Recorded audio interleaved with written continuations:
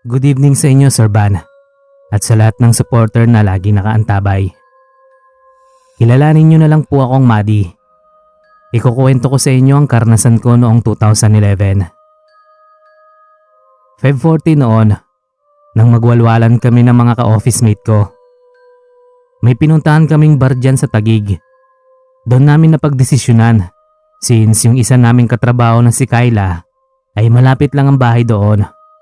Sunugan talaga ng baga at talagang sayawan ng ganap.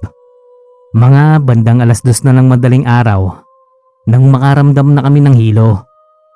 Inaantok na rin ako nung mga oras na yon, kaya nakiusap na kami kay Kyla na makitulog sa kanila. Agad naman siyang pumayag dahil malalayo rin kasi ang uuwian namin. Isang sakay lang mula sa bar, nakarating na kami sa tirahan nila. Hindi namin inaasahan na sa tenement pala sila nakatira. Wala naman kasi talaga kaming pakialam sa background status ng isa't isa. Basta makagala lang, okay na. Wala nang katao-tao sa nilalakaran namin. Bandang gitna pa ang kwarto nila, kaya halos mawala ang tama namin kakaakyat ng hagdan. Nang nasa 4th floor na kami, napalingon agad ako sa pinanggalingan naming hagdanan. Nakita ko kasi na may babaeng nalaglag. Pero nang balikan ko, wala naman akong nakita. Naiwan na ako nila Kyla, kaya hindi ko tuloy alam kung saan ako pupunta. Wala pa naman akong load nung mga oras na yon. Naglakad-lakad lang muna ako at hinanap sila. Palagay ko noon nakapasok na sila sa bahay. Kasi kung nasa labas pa sila, ay makikita ko naman agad. Diretso lang naman din kasi yung hallway ng building. Kakahanap ko sa kanila ay pinagpapawisan na ako. Bumaba na rin ang tama ko nung mga sandaling yon. May nadaanan akong batang lalaki. Normal lang naman ang itsura niya, kaya hindi ako nailang. Nagtanong ako sa kanya kung may kilala ba siyang Kyla Velasquez. Nakatingin lang sa akin yung bata ng seryoso. Hindi ko na lang siya inistorbo. Nang lingunin ko ulit yung bata, nawala na ang tama ng alak sa akin. Nang makita kong tumago siya sa pintuan, napahawak ako sa railings at sandaling napako sa kinatatayuan ko. Pinagpapawisan ako ng malamig at sobrang bilis ng tibok ng puso ko. Nakadagdag pa sa takot ko, yung hallway na yun ng building. Bukod sa wala ng tao sa labas, parang nakakabingi pa yung katahimikan. Tipong sa sobrang tahimik, napaparanoid na lang ako na baka may biglang magsalita.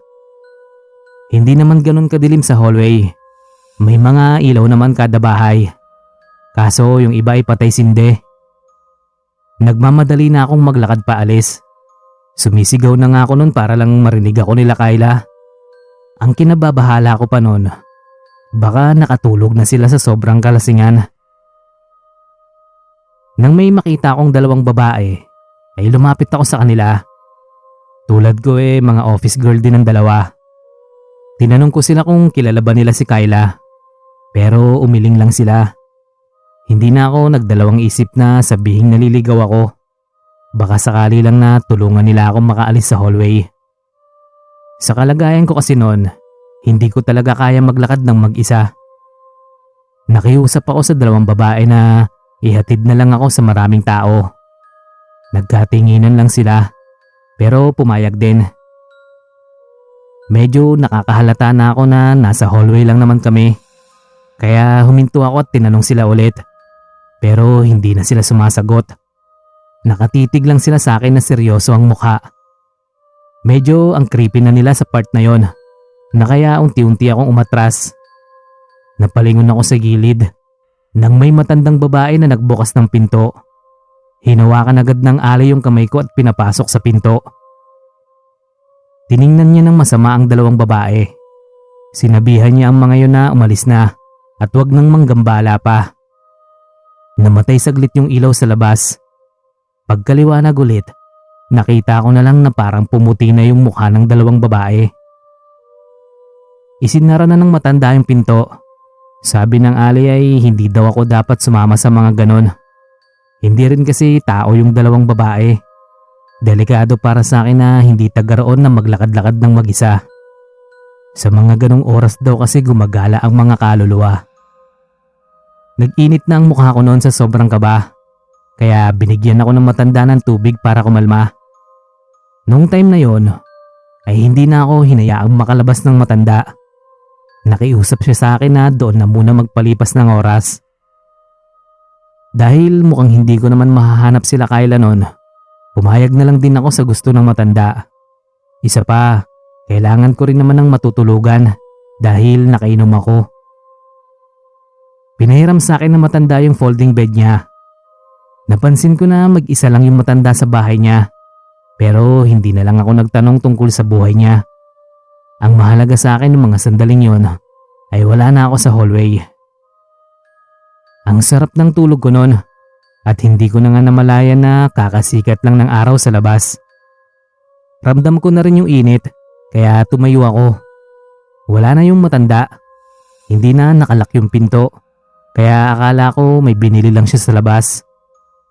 Naisipan ko na lang na sa labas hintayin yung matanda kasi kailangan ko nang umalis.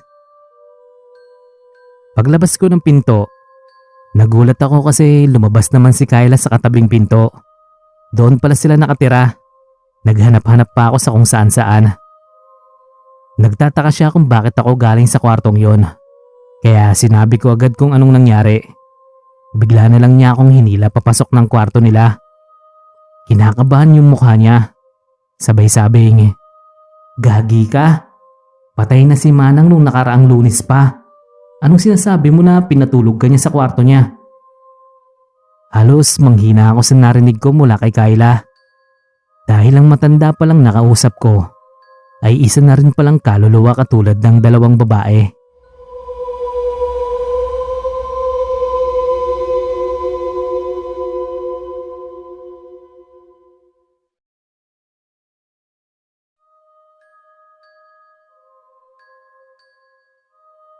Tawagin nyo na lang akong Enrico Serban. Mag-share lang ako ng paranormal experience ko na nangyari noong nag-sleepover ako sa bahay ng tropa ko. Kasagsagan ng bagyong Ondoy nang makiusap ako kay Marco na kung pwede ay sa kanila na muna ako matulog. Na-stranded kasi ako sa bahay noong nasa Taguig na ako. Nagkataon naman na malapit na sila Marco sa area ko. Hindi naman nagdalawang isip si Marco. Kaya pinuntahan niya agad ako. Para akong basang sisiw na nang sunduin ako ni Marco at ng iba pa niyang tropa. Matagal ko nang kilala si Marco. Kaklase ko siya ng elementary. Noon pa lang alam ko nang sa tenement sila nakatira. Pero kahit kailan, hindi pa ako nakakapunta doon. Yung puntong yun lang talaga dahil wala na akong choice. Sa third floor ang lugar na kinaroroonan ng kwarto nila. Pagdating ko sa kanila, mainit ang pagtanggap ng pamilya niya sa akin. Nang malaman kasi nilang paparating ako, nagluto agad ang nanay niya ng lugaw. Pinahiram na lang muna ako ni Marco ng masusuot dahil pati laman ng bag ko basa rin. Hindi ko alam kung anong oras na nun, pero gabi na yon. Ang lakas-lakas na ng ulan. Namatay yung ilaw sa bahay nila Marco. Nung oras na yun, ako na lang at si Marco ang gising. Nagsindi na lang muna kami ng kandila. Pagkatapos ay bumalik na rin si Marco sa pagtulog. Dahil hindi ako makatulog, lumabas muna ako para magyosi. Ang lakas na ng hangin nung mga oras na yon, kaya tumambay muna ako sa hagdanan. Naglaro na lang ako ng Fruit Ninja sa cellphone ko. Nung mga oras na yon, ay hindi ako mapalagay. Kahit kasi nalilibang ako sa nilalaro ko, pakiramdam ko ay may nanonood sa akin habang nakaupo ako sa baitang ng hagdanan. Makailang ulit akong lumingon sa likuran. Wala akong nakitang tao. Habang nakasalpak sa bibig ko yung sigarilyo, nabigla ako kasi bigla na lang parang may pumitik. Natanggal yung baga ng sigarilyo. Napatingin ako sa baba ng hagdanan at may nakita akong parang anino ng bata. Sinundan ko yung anino na yon hanggang sa makarating na ako ng second floor. Maya-maya lang, Sir Van, may narinig na akong batang umiiyak. Sa tansya ko parang nasa 4 o 5 taon ang batang yon. Yung iyak naman na yun ang sinundan ko. Nagtataka nga ako nun, Sir Van eh. Ang lakas ng ulan at kulog, pero naririnig ko pa rin yung bata. May nakita akong lalaki sa hagdanan at tinanong ko kung naririnig niya ba yung bata. Umiling lang siya sa akin. Napakamot na lang ako sa ulo at naisipan ko na lang na bumalik sa itaas. Nakatunog na ako noon na hindi ako dapat pag-alagala sa labas, lalo pat hindi naman ako taga doon. Papasok na sana ako sa kwarto nila Marco nang maramdaman kong may maliit na kamay ang nakahawak sa suot kong pantalon. Dahan-dahan akong lumingon at nakita ko nga ang isang batang babae. Nataranta na lang ako nang makita akong walang mukha ang bata. Pumasok agad ako sa kwarto at dahil sa pagmamadali ko, muntikan ko pang matapakan si Marco. Hinabol ko ang hininga ko dahil sa nakita ko. Gusto ko sanang gisingin si Marco, pero masarap na ang tulog niya. Bumalik ako sa pwesto ko at sumiksik sa sulok ng katre. Pagkatapos ng malakas na kulog, narinig ko na lang na may kumakatok na sa pinto. Hindi na ako naglakas loob na buksan ang pinto. Nagsaklob na lang ako ng kumot. Palakas ng palakas ang katok, kaya kalaunan ay nagising na rin si Marco. Sumilip siya sa labas, pero wala namang tao. Makalipas ang halos 10 minuto, dahan-dahan kong inalis ang kumot. Huminga ako ng malalim, nang akalain kong nakaalis na yung batang multo. Pero nang paglingon ko sa altar nila Marco, nakita ko na nasa gilid nun ng batang nakatayo. Para akong tanga nun na halos pagkasyahin ko na yung sarili ko sa sulok. Nanginginig ako sa takot nun at hindi sa lamig. Kahit na anong dasal ang gawin ko, ay hindi pa rin nawawala yung bata. Wala na akong mapagpiliang paraan, kaya ginising ko na si Marco. Nakasimangot pa nga siyang gumising. Saka lang biglang naglaho yung bata nang bumangon si Marco. Nagmukha lang tuloy akong baliw nun dahil wala naman kaming makitang bata. Ang sabi sa akin ni Marco, baka yung nakikita ko daw ay yung bata na namatay 1 linggo na nakakalipas. Ang kwento ni Marco, may isang bata raw kasi ang namatay dahil sa sakit ng pneumonia.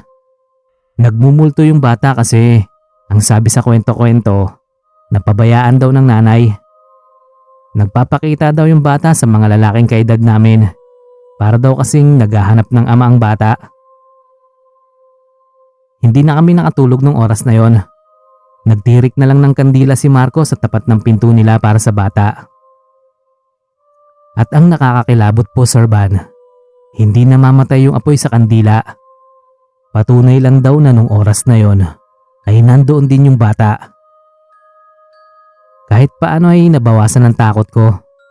Buti na lang talaga at kasama ko si Marco. Kasi kung wala siya, ay baka doon pa lang ay masiraan na ako ng bait. Kinaumagahan ay hinatid na rin ako ni Marco sa sakayan. Wala nang masyadong ulan nun. Pinayuhan pa ako ni Marco na magsimba at ipagdasal ang bata para hindi daw ako sundan. At magmula nun ay hindi na ako bumalik pa sa tenement. Okay na sa akin na malunod sa baha kaysa malunod sa takot na dulot ng mga kaluluwa sa building na yon.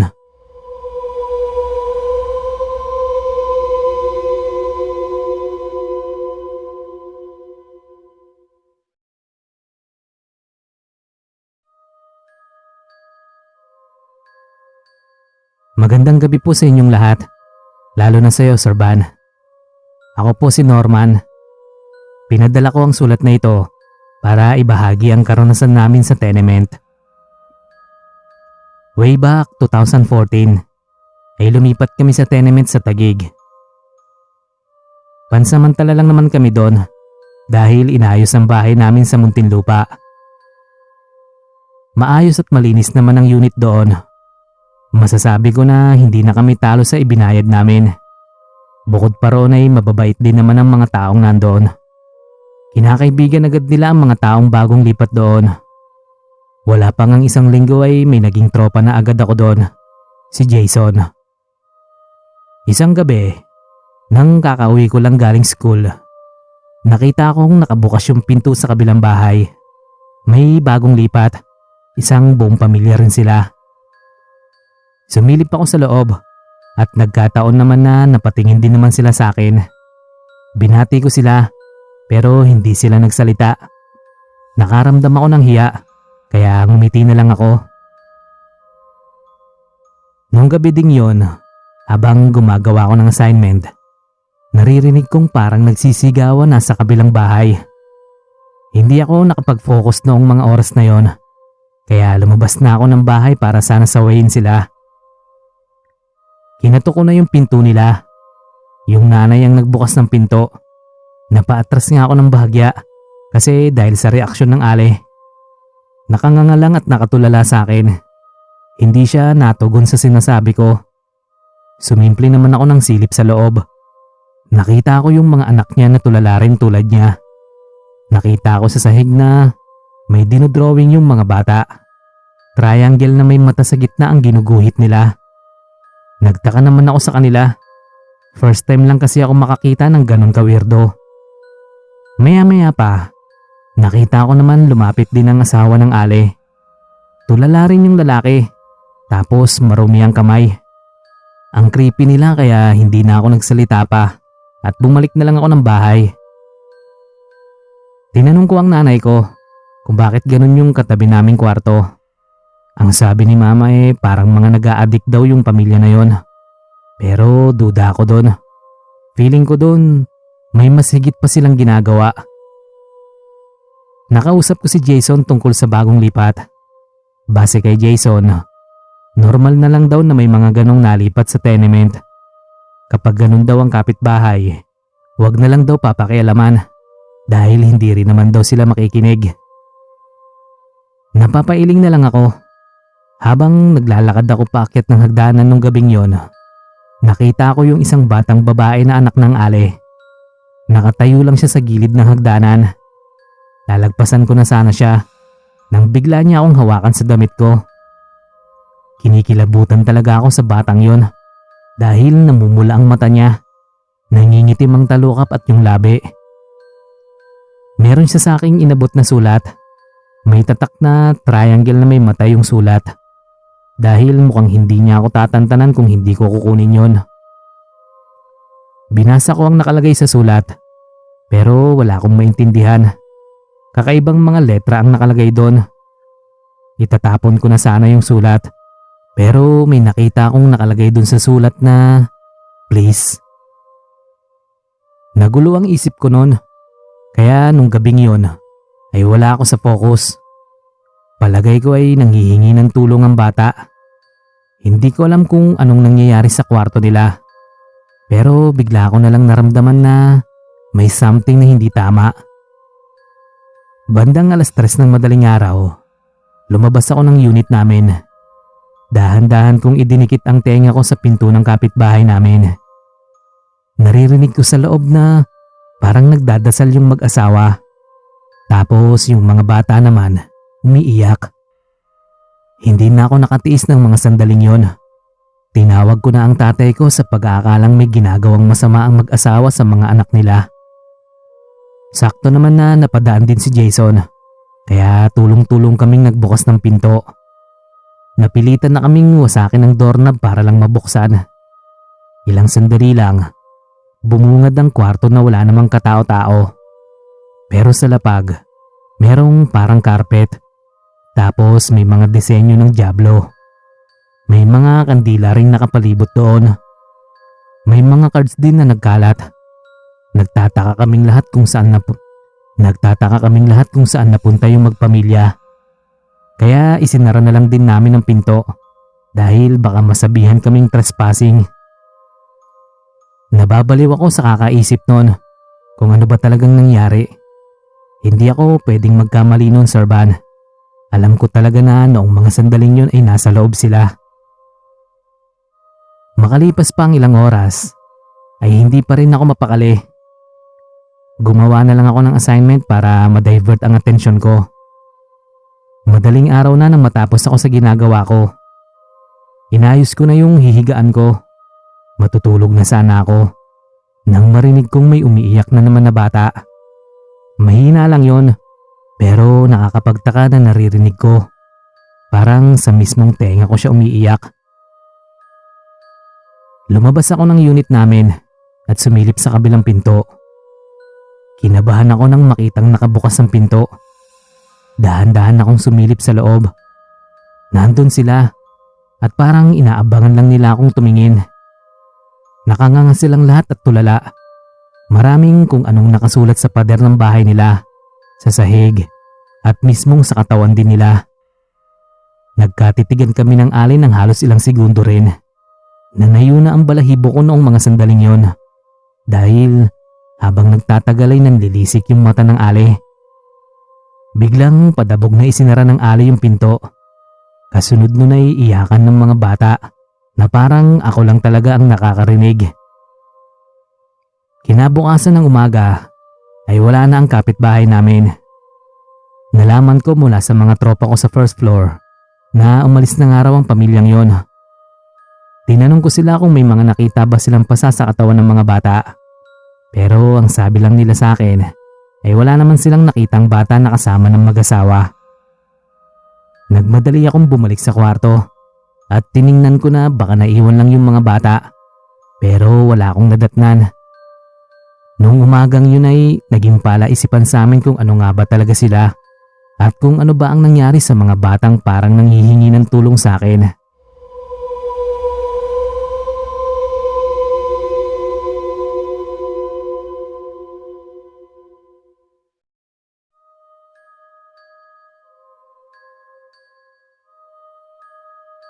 Magandang araw po sa inyo, Sir Malikmata, at sa inyong tagapakinig. Ako po si Clarice at isa po akong government employee. Player din po ako ng badminton sa department namin. Meron po akong nakakatakot na karanasan at nangyari po ito sa opisina namin noong may bagyong Ondoy. Magbabandang tanghali noon nang magsimula ang malakas na ulan at nagtuloy-tuloy na. Sumaktong may overtime kami noon sa opisina. Araw ng Sabado yata yon, kung hindi ako nagkakamali. Nang mag-aalas 2 ay binalak na naming umuwi, pero malalim na pala ang baha hanggang sa gumabi na. 4 lang kami noon na nasa opisina sa napakalaking building sa Ermita. Maliban sa 2 guard na nasa ground floor, nasa 6th floor naman kami. Mag-aalas 7 na noon ay hindi pa rin tumitigil ang malakas na ulan. Buti na lang at may mga dala kami ng mga jacket at may una naman kami sa upuan. Sabi namin kung di pa titila ay doon na talaga kami magpapalipas ng gabi at hanggang bewang na rin ng baha. Wala na ring masakyan dahil hindi na makausad pa sa daan. Pinagpatuloy na lang namin ang mga dapat gawin at pinasya naming matulog nun ng mga bandang alas 11. Nagkwentuhan pa muna kami at nagkape.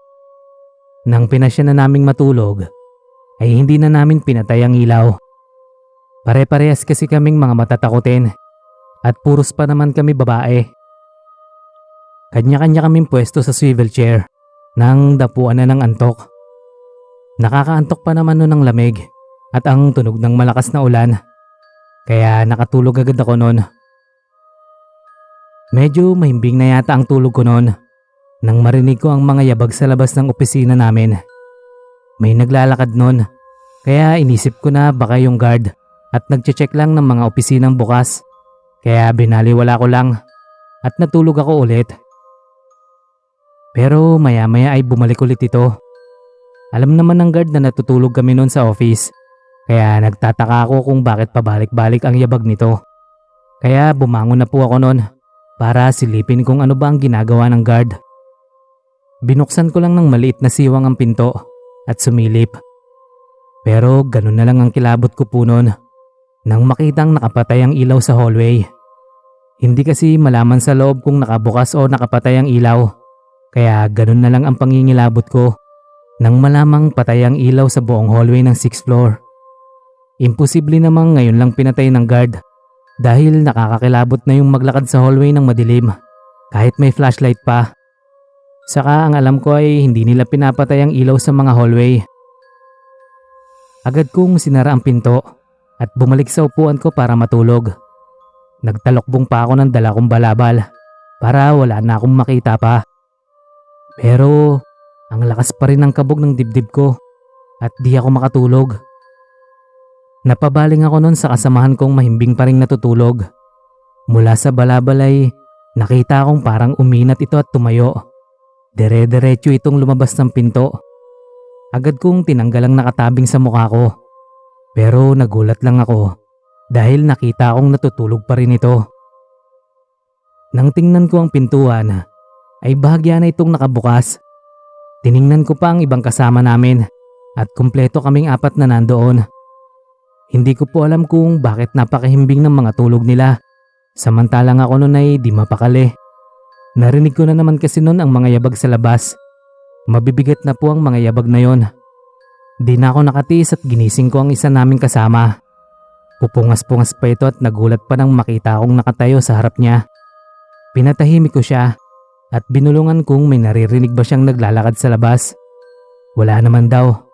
Pero ang lakas na nun sa pandinig ko.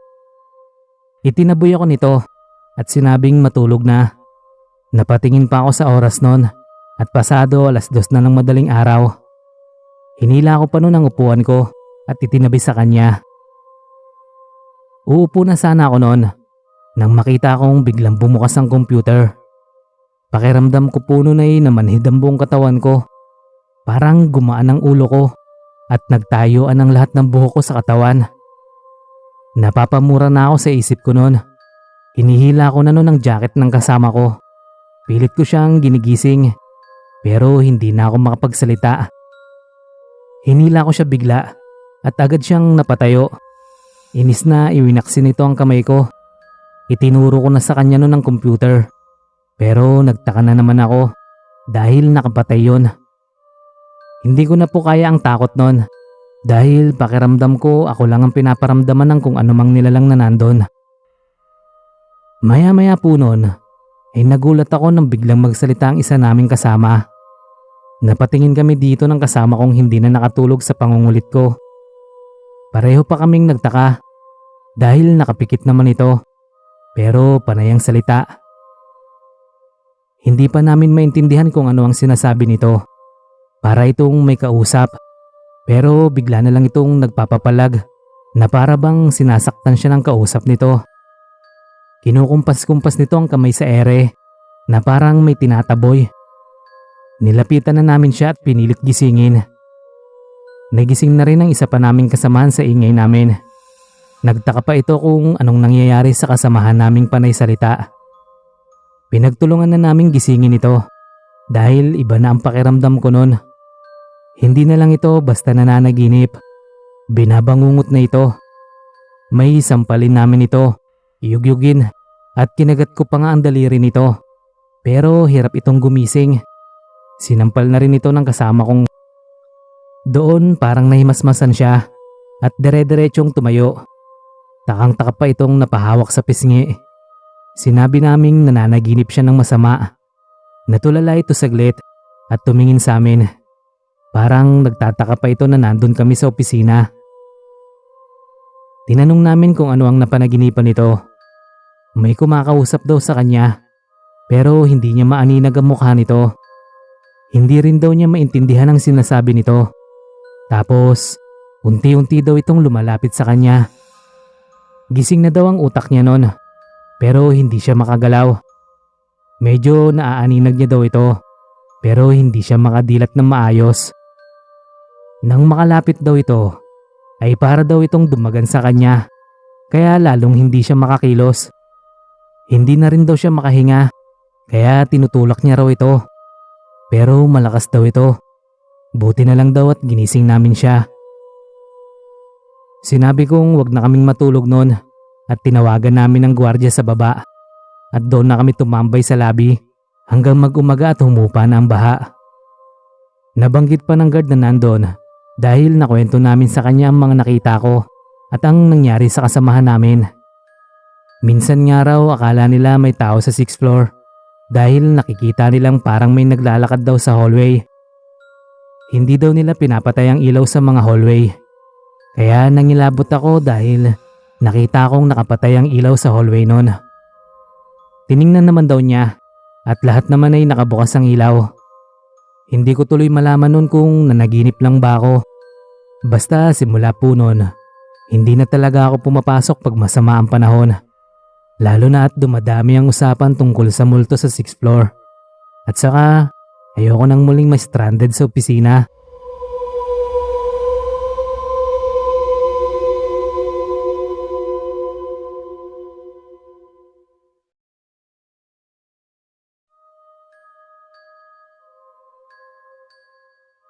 Magandang araw po sa inyo, Kuya Van.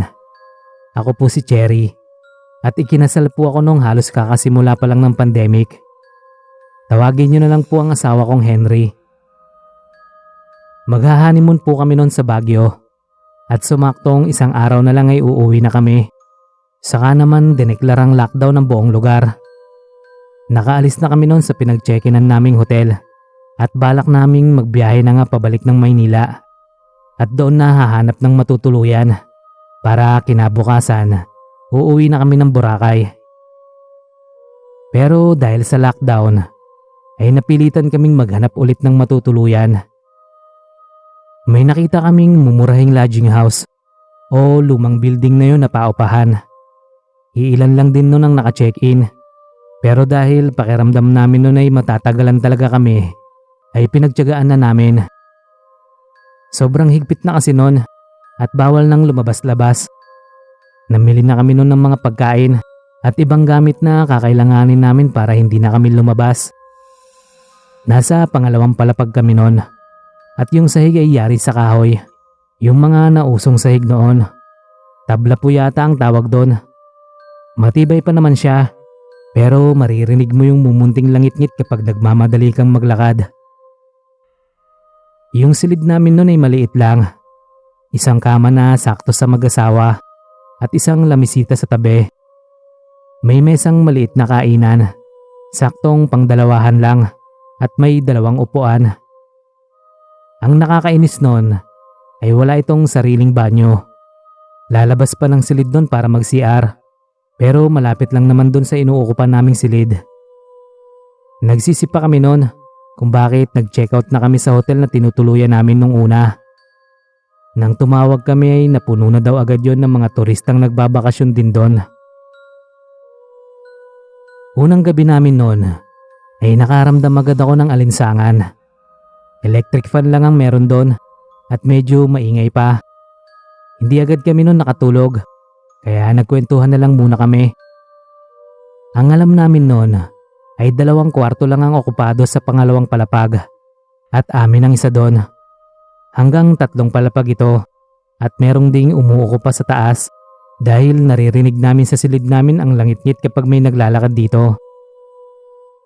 Nainis pa kami noon kung bakit kapantay pa talaga ng silid namin ang may umuuko pa. 5 silid sa bawat palapag pero ang malas at may tao pa sa taas namin. Medyo maingay kasi. At dinig talaga ang paglalakad nito.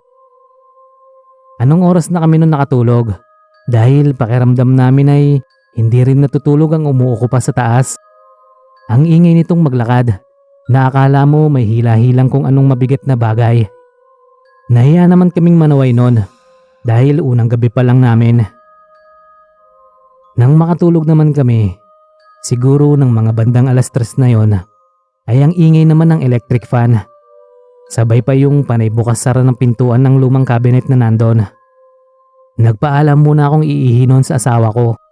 Gusto ko pa nga magpasama sa kanya dahil medyo nakakaramdam ako ng kilabot sa labas ng silid. Medyo madilim kasi sa hallway dahil nasa dulo lang ang ilaw nito na malapit sa CR. Sabi naman ni Henry ay malapit lang naman daw at antok na daw siya. Inis na bumangon ako at tinungo ang CR. Sa inis ko ay nawala yung kilabot ko at tumuloy-tuloy ako sa CR. Nakaihi naman ako ng maayos nun.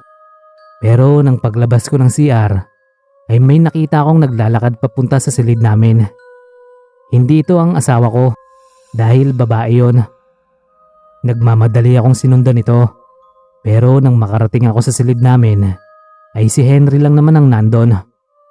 Kinilabutan na talaga ako noon ng sobra, lalo na at makita akong natutulog na ang asawa ko.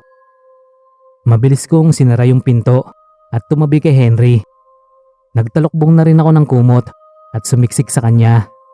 Pero pakiramdam ko noon ay hindi lang kaming dalawa ang nasa silid. Naririnig ko ang mahihinang yapak pero hindi ito nagmumula sa itaas. Napasilip ako nun sa kumot ko at di ako makapaniwala sa nakikita ko. May naaaninag akong isang nilalang na palakad-lakad sa silid namin. Takot akong tiningnan ang itsura nito pero nakita ko ang suot nitong damit.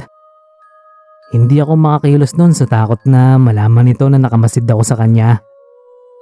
Maya-maya po noon ay lumundo ang kama at nakarinig na ako ng mahihinang panangis. Kinapa ko ang kamay noon ni Henry at bahagya ko siyang kinurot. Pero mahimbing na ang tulog nito. Naiiyak na ako noon sa takot, lalo na nang medyo lumakas na ang pagnguyungoy nito. Kinurot ko ulit noon ng pinong-pino si Henry. Pero ang hinayupak hindi man lang gumalaw. Naramdaman ko na noon na parang may malamig na bagay na humahawak sa paa ko. Doon na talaga ako nanigas nang maramdaman kong hihilain na niya ang mga paa ko. Bigla akong napasipa at sinabayan ko na rin yun ng biglang pagsigaw. Doon na biglang nagising si Henry at nagtatakang pinigilan ako dahil patuloy pa rin ako sa pagsigaw at pagsipa. Umiiyak na rin ako noon at medyo matagal pa bago ako nahimasmasan. Kinuwento ko kay Henry ang mga nakita at naramdaman ko. Noong una ay ayaw nitong maniwala at nananaginip lang daw ako. Pero nang makita nito ang pasako sa paa na parang hinawakan ng mahigpit ay naniwala na ito. Sinabi ko sa kanya na hindi ako makakatagal sa silid na yon. Bukod kasi sa maingay ay parang pinaninirahan din ng multo. Kinaumagahan nun ay naghanap agad kami ng malilipatan, yung walang mumu. Mabuti naman nun at hindi kami nabutan ng gabi nang may nagmagandang loob na nag-alok ng isa sa paupahan nito. Halos isang buwan din kaming nanatili doon.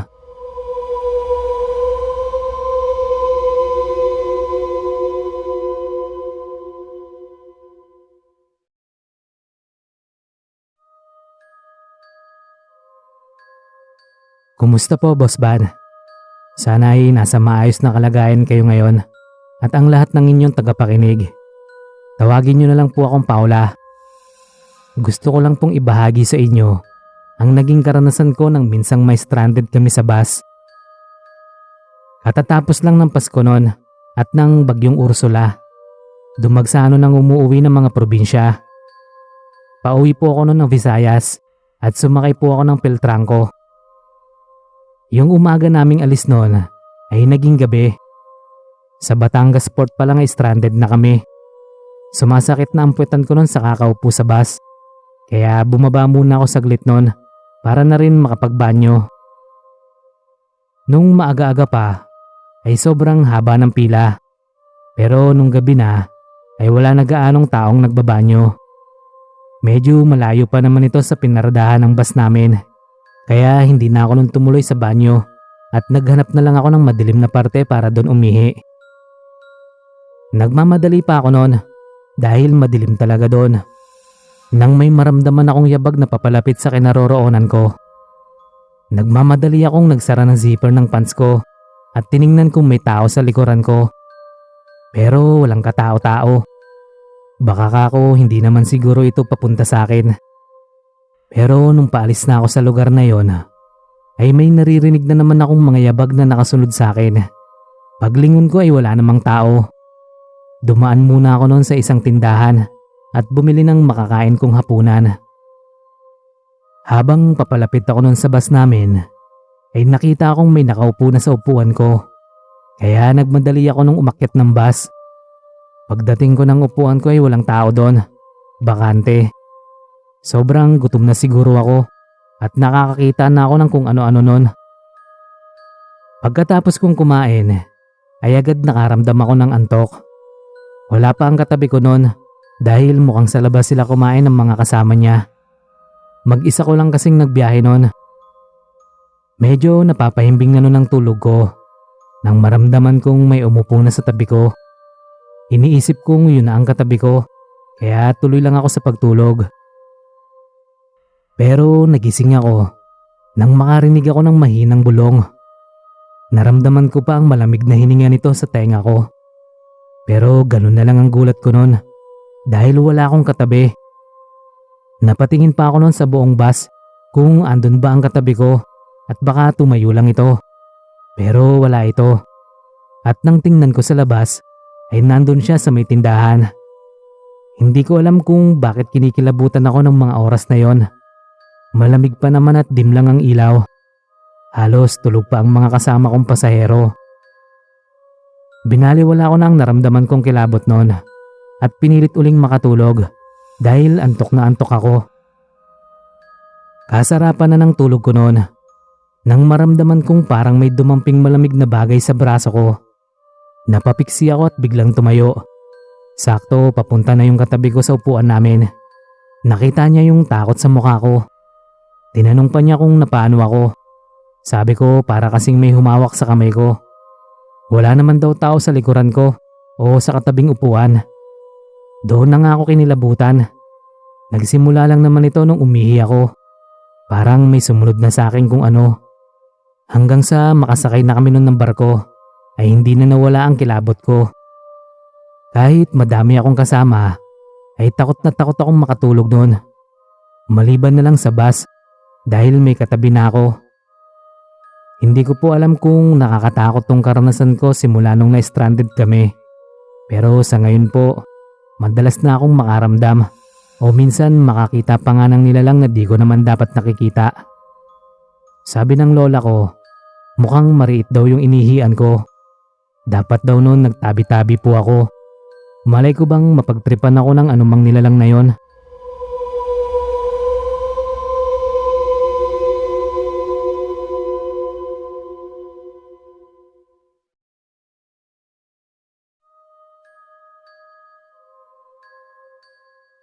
Magandang araw po sa inyo.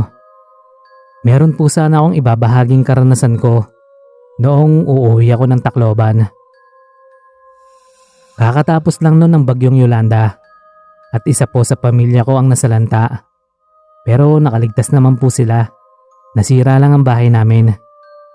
Ako nga po pala si Arlene. Nagtatrabaho po ako sa LRT station sa Pasay.